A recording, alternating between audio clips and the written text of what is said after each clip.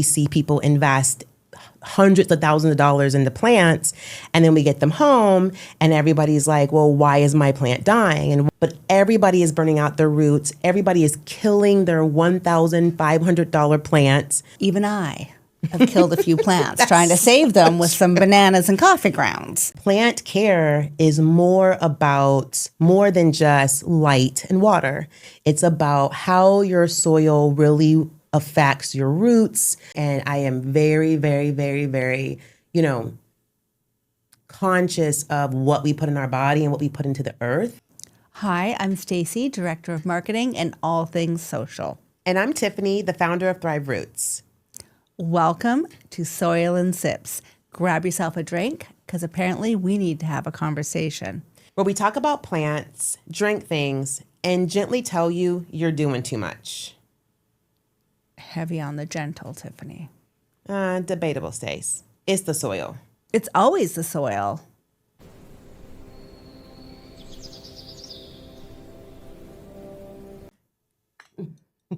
Okay, Miss Tiffany, founder of Thrive Roots. Yes.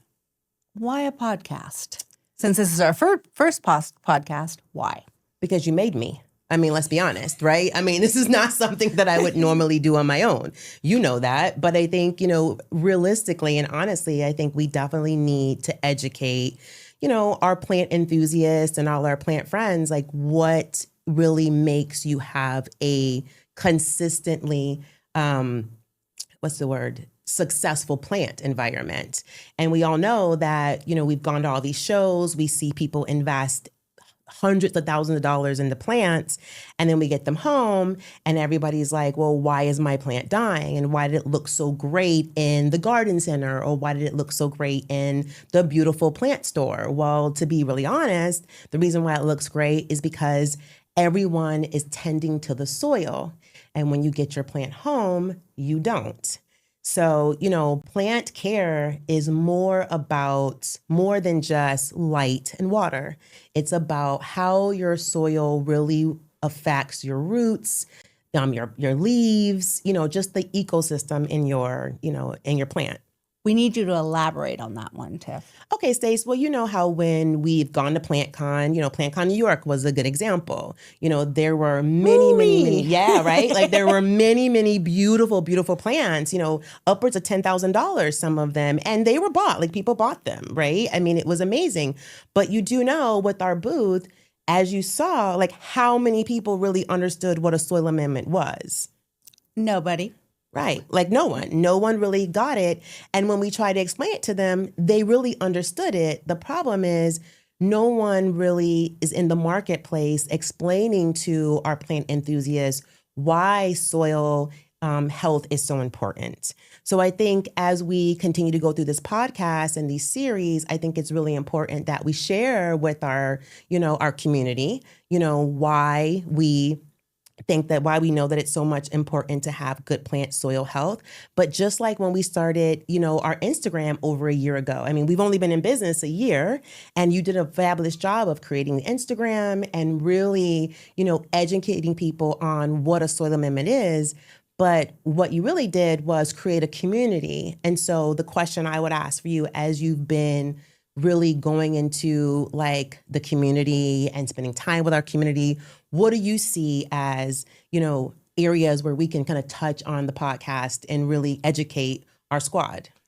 There is so much noise out there. That interweb is full for sure of tips and tricks and nonsense.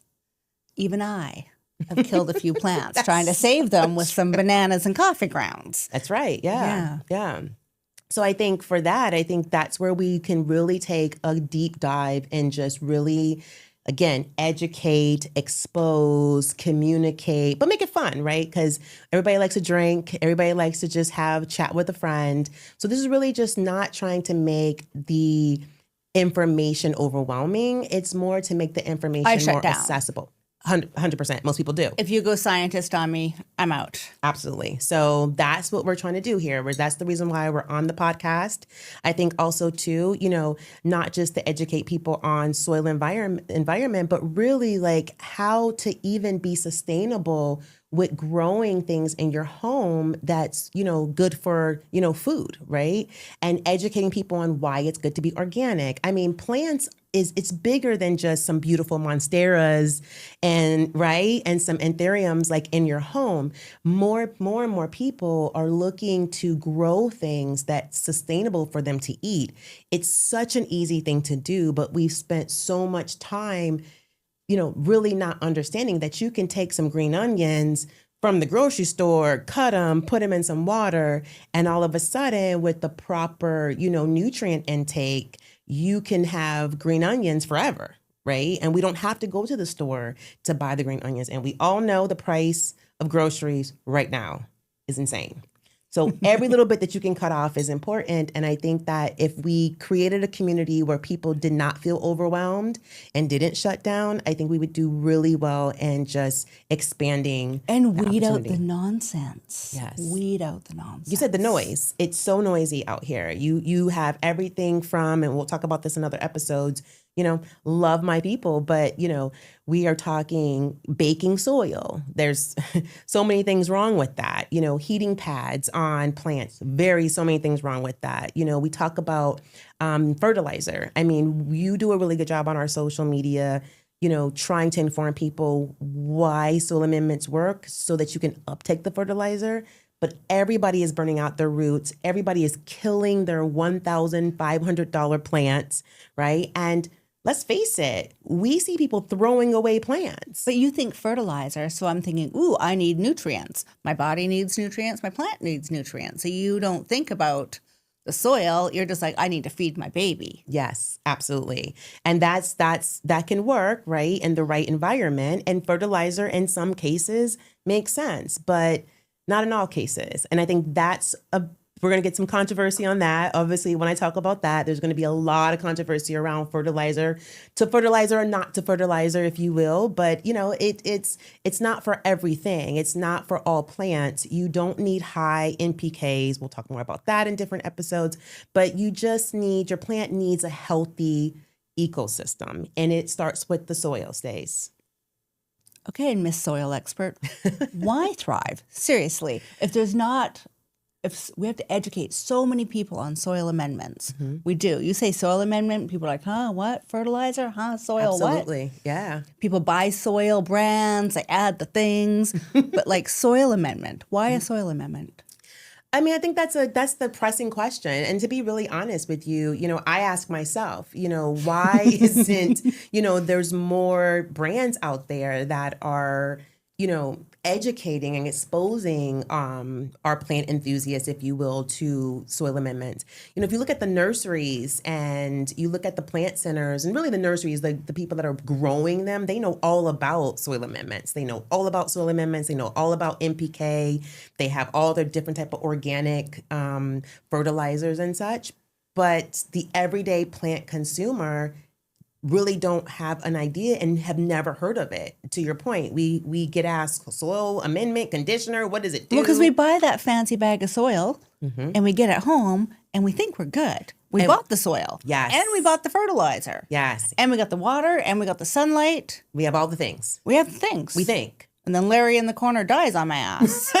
Right. And they have quite a few, if you've seen our Instagram, have died on you quite a bit. So you are correct. And look, plants are going to die sometimes, and look, plants regenerate. They die, leaves turn yellow. They turn yellow because there's time for them to die. We don't live forever, but one of the things that I'll say is, why a soil amendment? Why thrive? Because it's necessary. It's a brand and a product that will extend the life of your plant, right? And we went with we went organic. I'm a huge believer in organic. It's a huge mission that I'm on.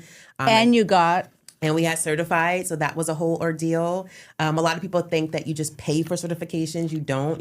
There was a lot of rigorous testing that we did. There was a lot of questions that we had to answer with the OMRI certification board. But, I'm proud of it. We really wanted something that people felt good putting into their water systems, putting into their bodies.